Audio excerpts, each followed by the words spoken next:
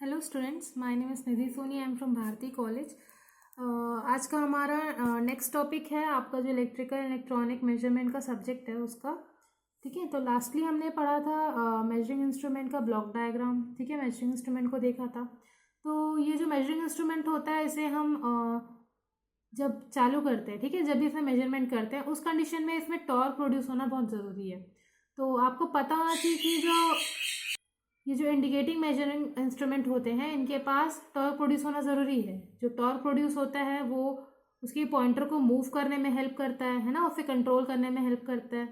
तो ये सारी चीज़ें होती है। इसमें 3 टाइप के फोर्सेस लगते हैं जिसकी वजह से हमारा टॉर्क प्रोड्यूस होता है। तो स्टूडेंट आप यहाँ पे देख सकते हो, फर्स्ट यहाँ पे होता है हमारे पास डिफ्लेक्टिंग फोर्स। ठीक है, स्क्रीन पे आप देख सकते हो। As we all know the construction of indicating measurement, these instrument use a dial and a pointer or the magnitude. 3 types of forces are needed for the satisfactory operation of any indicating instrument.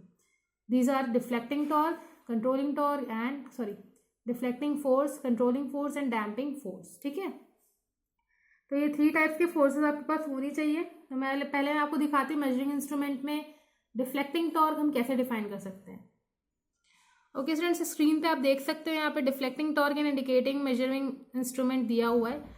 तो उसके लिए हम यहाँ पे study करते हैं। तो लिखा है कि डिफ्लेक्टिंग टॉर्क और operating force is required for moving the pointer from its zero position. मतलब पॉइंटर होता है हर मेजरिंग इंस्ट्रूमेंट में, वो अपने इनिशियली वो जीरो पोजीशन में ही होता है।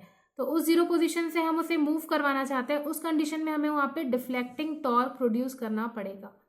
ठीक है, एक ऑपरेटिंग फोर्स बोल सकते हो या डिफ्लेक्टिंग फोर्स बोल सकते हो, उसकी वजह से यहाँ पे टॉर्क प्रोड्यूस होगा, उसे हम बोलते हैं डिफ्लेक्टिंग टॉर्क। ठीक है, और जो सिस्टम ये काम करती है, डिफ्लेक्शन प्रोड्यूस करती है, उसे हम डिफ्लेक्टिंग सिस्टम बोलते हैं। ओके स्टूडेंट्स, इतना आपको क्लियर है?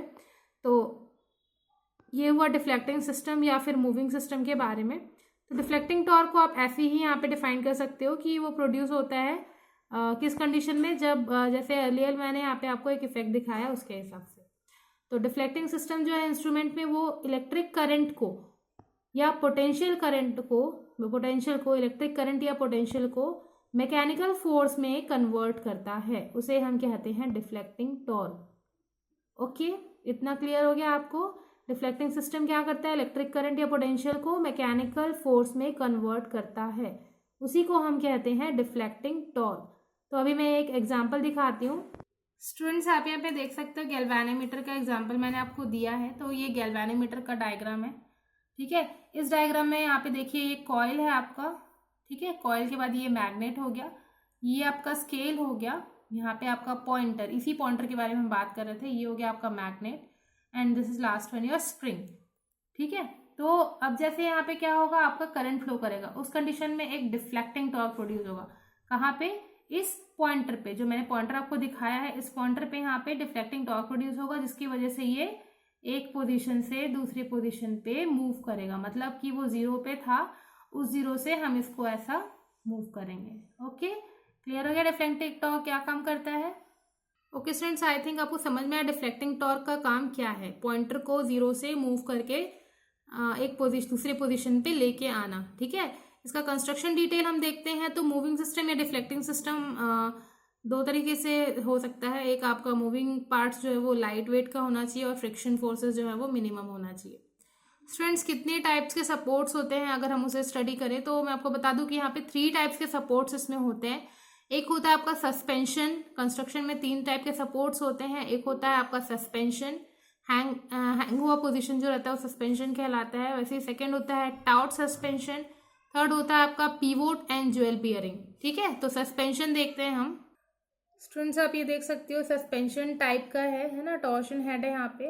अभी हम टॉट सस्पेंशन देखते हैं।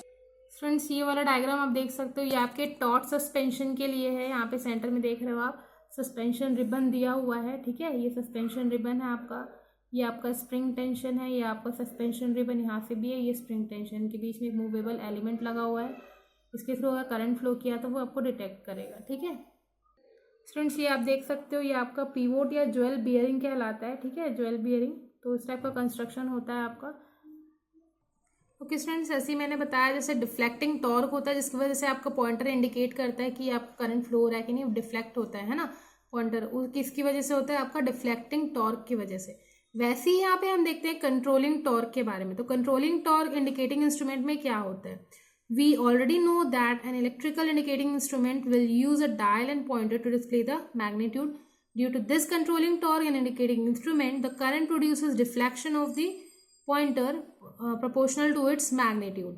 The system producing a control torque is called controlling system. इसका मतलब सेम वही है, आपका डिफ्लेक्शन जो होता है वो कंट्रोलिंग टॉर्क के थ्रू होता है. क्यों होता है? क्योंकि देखो डिफ्लेक्शन आपको ये मालूम है, आपने मशीन ने बता दिया कि आपका मैग्नीट्यूड इतना है, इतना मेजरमेंट है उसका, तो वो मेजरमेंट लेगा कैसे? ठीक है, वो कंट्रोलिंग टॉर्क के थ्रू होता है. आपको पता है कि पॉइंटर मूव कर रहा है, क्यों मूव कर रहा है? Because of your deflecting torque. तो डिफ्लेक्टिंग टॉर्क को भी कंट्रोल कौन करता है?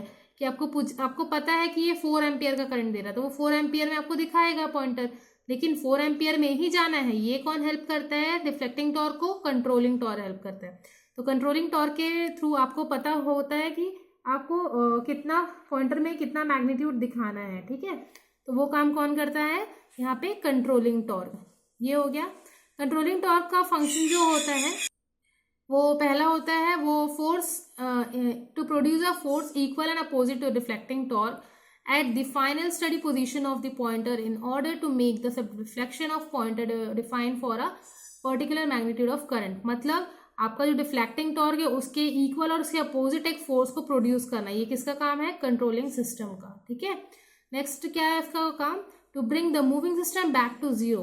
वापस से उसको मूविंग सिस्टम को, अगर आपका करंट फ्लो हो रहा है उस कंडीशन में, तो पॉइंटर को डिफ्लेक्ट करके मूव करेंगे.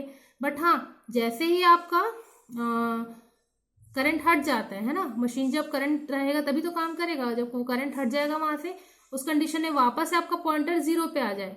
ये काम करवाने के लिए, मतलब ये चीज कंट्रोल करने के लिए हम यहाँ पे कंट्रोल सिस्टम से कंट्रोलिंग टॉर्क को प्रोड्यूस करते हैं. ओके स्टूडेंट्स, आप स्क्रीन पे देख सकते हैं क्या लिखा हुआ है? Controlling system in indicating measuring instrument. Controlling system जब आप पढ़ोगे इंडिकेटिंग मेजरिंग इंस्ट्रूमेंट में, तो उसमें क्या होता है? Deflecting system of most of the commercial instrument is mounted on a pivot spindle. Pivot spindle के ऊपर से माउंट करके रखा जाता है आपके डिफ्लेक्टिंग सिस्टम को. ठीक है, तो यहाँ पे 2 टाइप के कंट्रोलिंग टॉर्क होते हैं. पहला होता है आपका ग्रेविटी कंट्रोल, सेकेंड होता है आपका speed control, spring control. Gravity control में स्टूडेंट्स कुछ भी नहीं है, एक सिंपल सा चीज़ है, आपको समझा दूँ मैं अगर, कि ग्रेविटी कंट्रोल क्या होता है कि एक small weight is placed on a arm attached to the reflecting system. The position of weight is adjustable. This weight produces a controlling torque due to gravity. तो इसमें बोला जा रहा है कि एक छोटा सा वेट हम एक आर्म पे रखते हैं. ठीक है, उस आर्म पे छोटा सा वेट रखते हैं डिफ्लेक्टिंग सिस्टम के लिए. तो उसमें जो पोजीशन होता है वेट का वो एडजस्टेबल होता है, अपने अकॉर्डिंग आप उसे एडजस्ट कर सकते हो. तो जो वेट प्रोड्यूस हो रहा है वो किसकी वजह से है? आपके कंट्रोलिंग टॉर्क की वजह से. वो कंट्रोलिंग टॉर्क किसकी वजह से है आपके पास? ग्रेविटी की वजह से. तो उस कंडीशन में ये ग्रेविटी कंट्रोल कहलाता है. अगर आप जो डिफ्लेक्टिंग सिस्टम के थ्रू जो डिफ्लेक्टिंग टॉर्क प्रोड्यूस कर रहे हो, है ना, उसका जो कंट्रोलिंग टॉर्क है वो ग्रेविटी के कारण अगर बन रहा है, तो उसे हम क्या बोलते हैं? Gravity control. तो आप इसके लिए in this case we can see this equation. ठीक है, TC equals to W sine theta into L. ये हो गया. तो ये आपका फॉर्मूला हो गया किसके लिए? ग्रेविटी कंट्रोल के लिए. ये स्टूडेंट्स आप देख सकते हो ग्रेविटी कंट्रोल के लिए आपके पास डायग्राम दिया हुआ है. ठीक है, ओके स्टूडेंट्स, ये है आपका स्प्रिंग कंट्रोल. अभी मैंने जैसे ग्रेविटी बताया है कि ये कंट्रोलिंग टॉर्क ग्रेविटी के वजह से प्रोड्यूस होता है, तो उसे हम बोलते हैं ग्रेविटी कंट्रोल. वैसे ही अगर ड्यू टू स्प्रिंग, आपके जो मेजरिंग इंस्ट्रूमेंट के अंदर स्प्रिंग लगा है उसकी वजह से अगर कोई कंट्रोलिंग टॉर्क प्रोड्यूस हो रहा है और उस कंट्रोलिंग टॉर्क की वजह से आपका डिफ्लेक्शन हो रहा है, then it is called your spring control. ठीक है, तो स्प्रिंग कंट्रोल के लिए आप ये डायग्राम प्रेफर कर सकते हो. ठीक है, इसमें दिया हुआ है आपका स्प्रिंग. ओके स्टूडेंट्स, यहाँ पे आप damping torque and indicating measuring instrument में देख सकते हो. We know deflecting torque, controlling torque and damping torque तीनों ही क्या होते हैं? प्रेजेंट होते हैं आपके एक मेजरिंग इंस्ट्रूमेंट में, जिसकी वजह से आपका इंस्ट्रूमेंट सेटिस्फैक्टरली बिहेव करता है. तो यहाँ पे आप देख सकते हो when deflecting torque applied to moving system. किसी मूविंग सिस्टम में डिफ्लेक्टिंग टॉर्क अगर अप्लाई हो रहा है, it means the deflect should come to rest at a position where the deflecting force is balanced by the controlling force. मतलब उस position पे लेके आता है जहाँ से आपका एक फोर्स, कंट्रोलिंग फोर्स के थ्रू पॉइंटर मैनेज होता है. तो यही है आपका कि ये दोनों जो प्रोड्यूस होते हैं सिस्टम से, वो एक इनर्शिया की वजह से होते हैं, ठीक है, मूविंग सिस्टम में जो एक फाइनल पोजीशन तक पहुंचाता है। ओके स्टूडेंट्स, आप ये चीज़ समझ सकते हो, डिफ्लैक्टिंग टॉर्क जो होता है वो कंट्रोल होता है किससे, कंट्रोलिंग सिस्टम के कंट्रोलिंग टॉर्क से। लेकिन ये जो कंट्रोलिंग टॉर्क होता है, ये चीज़ें आपका मूवमेंट कहाँ, इसके में एक इनर्शिया होती है जिसकी वजह से कंट्रोल होता है, तो वो इनर्शिया कहाँ से आती है, आपके डैम्पिंग टॉर्क से। जब भी डैम्पिंग टॉर्क काम करेगा, उसी कंडीशन में आपका यहाँ पे controlling forces controlling torque produce करेगा, उसके बाद उसकी वजह से आपका डिफ्लैक्टिंग टॉर्क प्रोड्यूस होगा और पॉइंटर आपको सही से आपका मेजरमेंट देगा। ओके स्टूडेंट्स, यहाँ पे एयर फ्रिक्शन डैम्पिंग होता है, फ्लूइड फ्रिक्शन डैम्पिंग होता है, एडी करंट डैम्पिंग होता है, इलेक्ट्रोमैग्नेटिक डैम्पिंग होता है। जो आपका फ्रिक्शन एयर फ्रिक्शन है, वो एयर फ्रिक्शन डैम्पिंग आपके एयर के फ्रिक्शन की वजह से होता है। फ्लूइड वैसे ही फ्लूइड की फ्रिक्शन की वजह से होता है। एडी करंट वैसे ही जो एक्स्ट्रा करंट होते हैं उसके करंट की वजह से होता है। इलेक्ट्रोमैग्नेटिक डैम्पिंग इलेक्ट्रोमैग्नेटिक की वजह से होता है, ठीक है। तो ये आपका नोट्स मैं आपको सेंड कर देती हूँ। आप लोगों को इस टॉपिक में कोई डाउट हुआ तो आप लोग मुझसे पूछ सकते हो।